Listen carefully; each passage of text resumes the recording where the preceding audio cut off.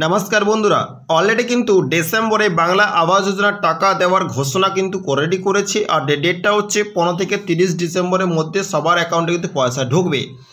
तार आगे किन्तु नबान्न থেকে একটা বড় আপডেট এসেছে ও আপডেটটা হচ্ছে পয়সা নিয়ে যে আপনার অ্যাকাউন্টে যে পয়সা ঢুকবে সেই প্রসেস নিয়ে একটা আপডেট এসেছে আর ও আপডেটটা হচ্ছে বাংলার আবাস যোজনা নিয়ে করা নবান্ন খোলা হলো আলাদা পোর্টাল। ইয়েস, এটা নতুন একটা পোর্টাল খুলেছে যে পোর্টালের মাধ্যম থেকে আপনাকে সমস্ত কিন্তু জিনিস আপনি ওইখানটায় পাবেন। ও কি এমন পোর্টাল বেরোচ্ছে বা কি এমন ক্যাম্প অবশ্য আপনার এলাকায় বসবে বা সমস্ত রকম জিনিস কিন্তু এই ভিডিওতে অবশ্যই ডিসকাস করব।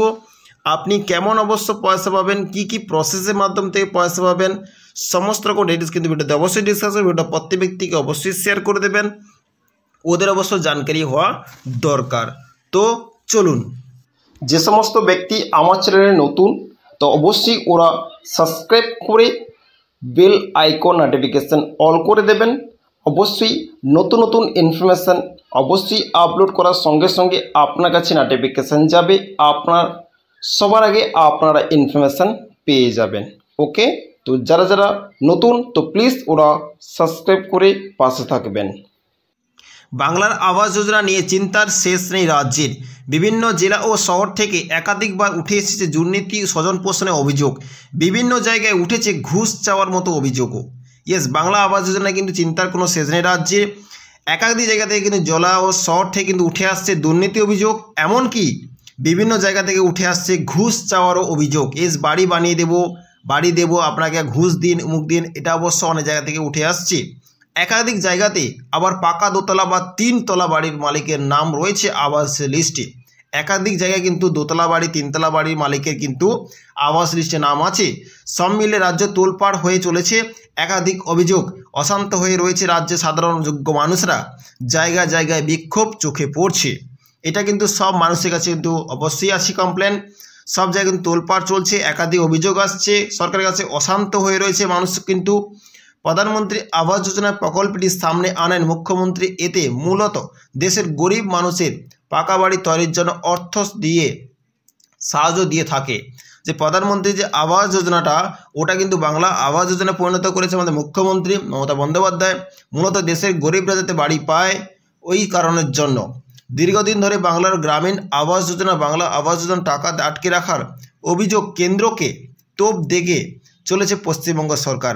দীর্ঘদিন যে অবশ্য আবাস যোজনা টাকা যে আটকে রেখেছে খোদ কেন্দ্র সরকার, তো সেই জন্য কিন্তু অভিযোগ কিন্তু অনেক এসছে, অনেক অভিযোগ করছে।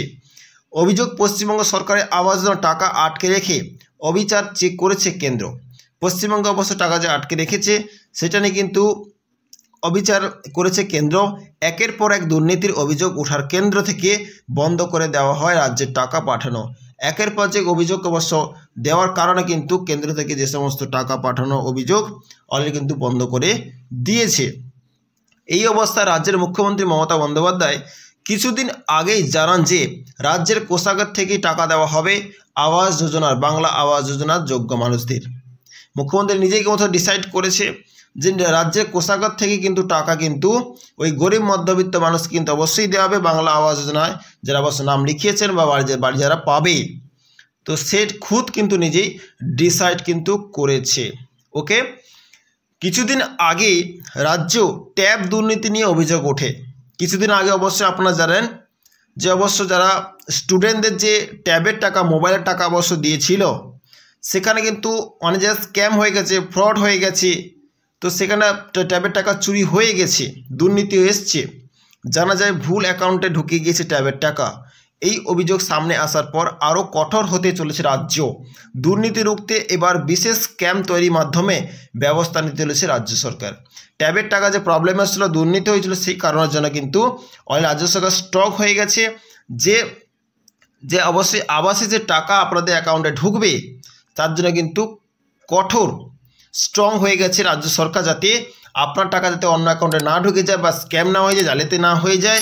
দুর্নীতি রুখতে এবার বিশেষ একটা ক্যাম্প তৈরি করবে, সেই ক্যাম্পের মাধ্যমে কিন্তু ব্যবস্থা নিতে চলেছে রাজ্য সরকার, যাতে আপনাদের টাকা আপনাদের অ্যাকাউন্টে যায়, কেউ যদি চুরি না করতে পারে, ডাকাতি না করতে পারে, স্ক্যাম না করতে পারে, ফ্রড না হতে পারে।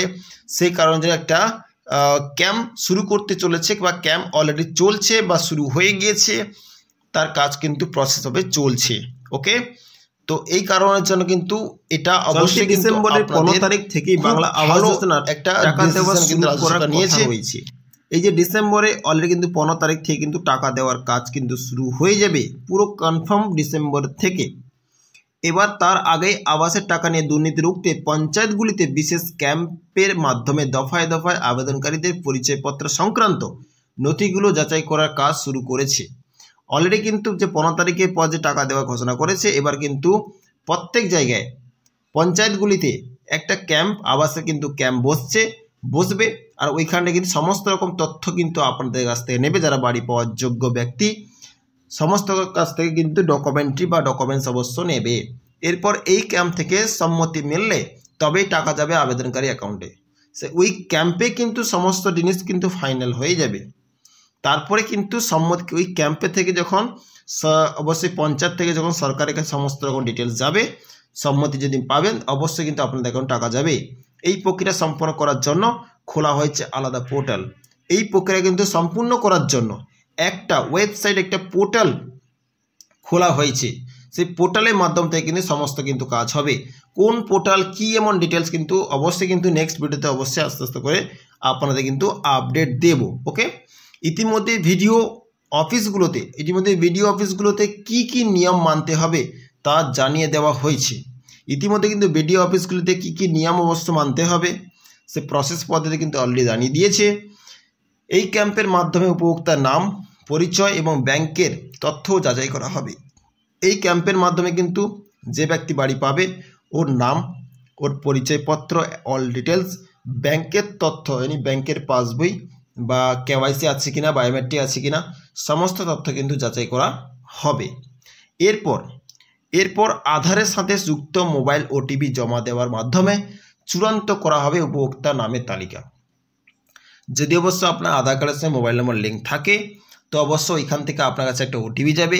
ওই ওটিপিটা সব ওটিপি যাওয়ার পরে ওইখানটা একটা ওটিপি মাধ্যমে চূড়ান্ত অল ডিটেলস কিন্তু কমপ্লিট করবে, তারপর উপভোক্তা নামের তালিকা ওইখানটায় উঠবে।